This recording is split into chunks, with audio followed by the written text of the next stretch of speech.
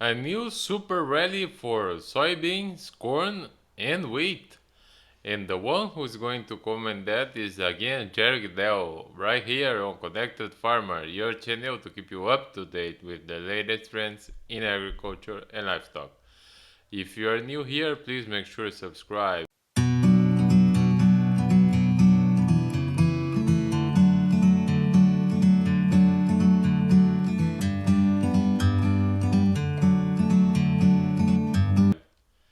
So Jerry, how are you today? Over 50 cents in a week. Well, I think you made the right call there saying this is a super week. It's Super Bowl's coming up in the US here on Sunday, and I guess the markets decided they wanted to get into the act too. From there, there's a lot of optimism coming into the February crop reports here from the US and what impact the heat in January might have had on corn and soybeans in both Brazil and Argentina. Yeah, so you think the real thing behind those rallies is the reduction in South America, not only in Brazil and Argentina, but also in Paraguay. Oh, I totally agree. The total scenario here on soybean, Jim, the USDA's actual numbers turn out to be about 8.7 million, I think, metric tons. The interesting thing about it is that uh, everybody assumed the USDA wouldn't be as low as the numbers coming out from the private analysts down in South America. Really, for particularly for Brazil at this point. But then, the 139 number last month turned into a 134, and that really was still above the average trade guesses were really 132, 133 on soybeans. Corn actually had a 112 number down from 115 million metric tons. And that, and turns out the corn number came in at only 114. Now, they made no changes in Argentina's corn crop, and also on the soybean side, they reduced them actually just 2 million. Only a million and a half down to 45 million on the Argentine soybeans numbers. So, definitely a measured approach to the expectations. And that, interestingly enough, in the past, those kind of numbers, which are above the trade, would have probably caused some pretty significant pullbacks in that in both corn and soybeans. But the one thing that's was on everybody's mind and everybody's weather service really has projected some pretty interesting and heavy, uh, the weather forecast from the weather service this year, both the European and American, for next week in South America is looking for that heat that came and impacted the crops during January to start to likely come back here starting next week and on into maybe the first part of March. So that in itself basically kind of held things together here despite the numbers from the USDA's update in February. But things changed a little bit on Thursday after Coneb put their number out. They followed their countrymen's expectations, and I think it made some sense there. They did increase Mato Grosso's corn. Well, they left corn unchanged. They increased soybeans about 2 million metric tons, but they also ended up slicing Cordoba, or Santa Fe, taking southern Brazil's numbers, both Rio Grande and Paraná, down sharply, and that turned out to be 125.5 million metric tons. And that's really right there at the expectations for soybeans at this point. And that gave us a big rally into Thursday. It didn't really perform very well after midday there on Thursday with rumors that there might be some Chinese washouts on some of their purchases from South America. Interesting twist on this thing, South America. I think those could be involving some basis contracts that the Chinese have used in the past. And they've always seemed like that if they just bought the stuff outright, they'd be ahead of the game because if you think about it, for the last over, basically since late last summer through till now, anything you bought would have been lower than the day's price that it is. But I think they always kind of feel like, oh, well, it might be some chance to buy them cheaper before they ship it.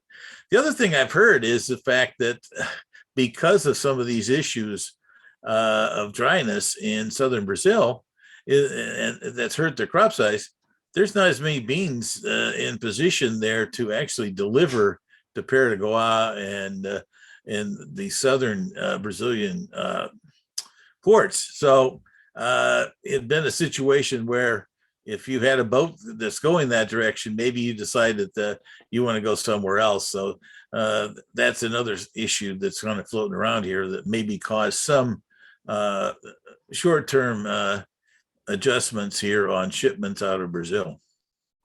Yes, and a few weeks ago, we thought that the $15 bushels dollar per bushel would be hard to reach. Now we are very close to $16. Oh yeah, we've actually punched above it, 1633 on the nearby, and there's interesting issues here on this soybeans.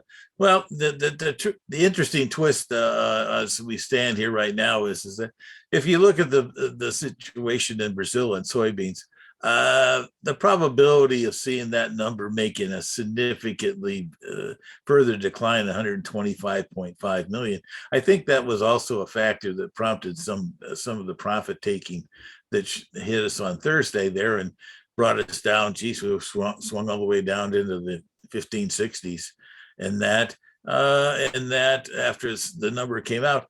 But I think the real key question going forward here is the impact of this weather that's now looks like it's reforming to hit the southern areas of corn. Excuse me, the southern areas of Brazil. That there's also some safrinha corn planted in Paraná, and also the corn and soybean situation in Argentina is vulnerable.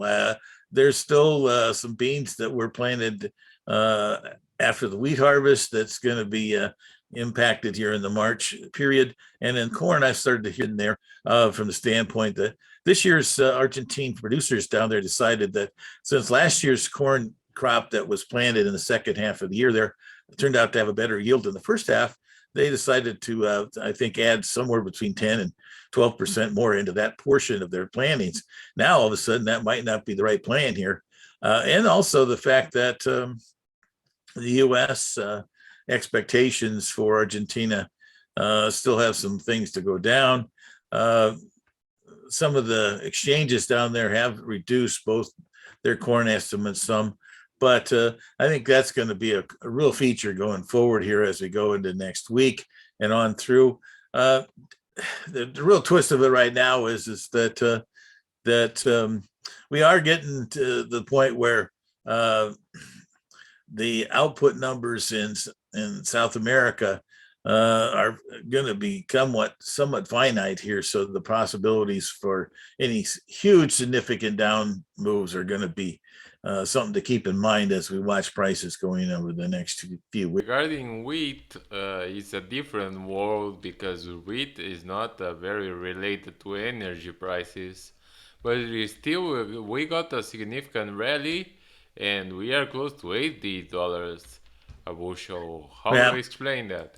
Well, I think the real issues that have been going back and forth in wheat is that the tensions that have been around the Black Sea here off and on for the last 3 or 4 weeks kind of moderated here, as we kind of talked about last week, that there seemed to be indications that there wouldn't be any particular conflict being intensified there during the Olympics. But interestingly enough, the Olympics will be coming to an end here in a week from now. And it's interesting politics going on here in the U.S. President Biden has definitely been ratcheting up the idea that the Russians could at any moment invade Ukraine. I think in his own interesting way, that's a ploy that makes it less likely that the Russians will invade.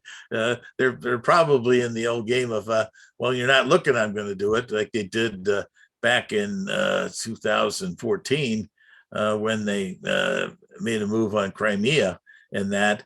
But the twist of it right now is that the conditions around the world in wheat have been still not in the best of shape.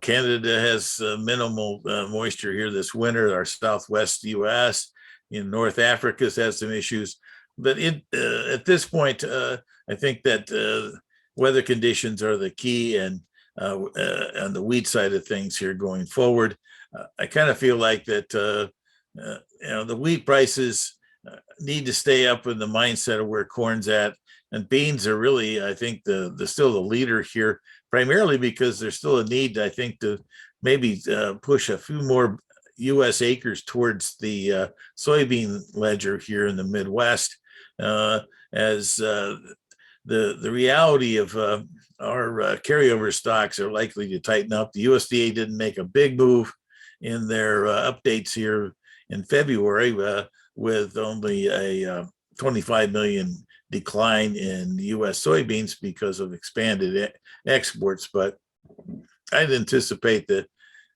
most people think that could easily go down another 75 million or more. And if something does go haywire here in Argentina, and that, so things get pretty tough there, that's really going to create more and more world export needs for soybean crush, and for meal and oil and that type of thing. And the twist of it is right now is that we've been running at a very strong level, and there's good margins out there to U.S. crush, but I think that's could be a sneaky demand factor as we go forward here. Sometimes after we get through the January, February period, maybe a little bit in March, then things seasonally kind of slow down as South America picks up their exports on beans themselves, and then also meal and oil coming out of Argentina. And that might not be the case this year. And what do you expect about next week?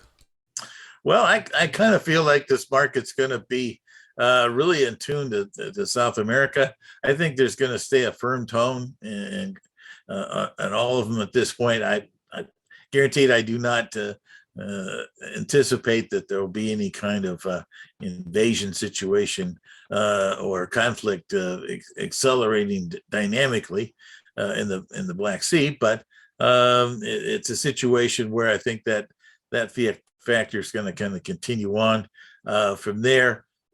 Interestingly enough, if we didn't, the more times we close over $16 in the nearby March beans, and the corn prices stay above the 640, it's going to encourage more technical buying in this thing. And with the weather forecasts, it seems on target. Now, there is a few light showers around, I think, in Argentina today that maybe cause a little bit of, choppiness today. But it doesn't look like there's really much rain in the forecast at all going forward. And if the heat ratchets us back up to the 100 degrees Fahrenheit, then I think that this market's going to still be pretty firm. Now the opportunity is, where's it going? I'd say that there's the 16.80, $17 is a possibility. I think producers have to also think about kind of moving their sales up accordingly as we kind of move these prices up. Same thing on corn. The 640 has been a previous high in here long term from last year, and even earlier this year. And if we 680s levels to $7, we did get over $7 last year, but I'm not so sure that we've got that kind of firepower since our carryover stock isn't as tight, and China's been kind of ignoring our corn. They've been buying beans though. All right. Thank you, sir.